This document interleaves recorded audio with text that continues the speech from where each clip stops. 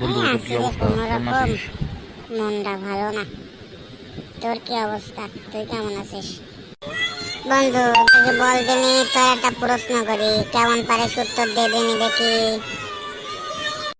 আচ্ছা বল দেখি কি প্রশ্ন করবি, দেই তোর প্রশ্ন পারি কিনা দেখি। বন্ধু তুই কিরাম পারিস বল দেখি। কোন জিনিস কাটলে বড় হয়? কোন জিনিস কাটলে বড় হয়? এ তো একেবারে সহজ।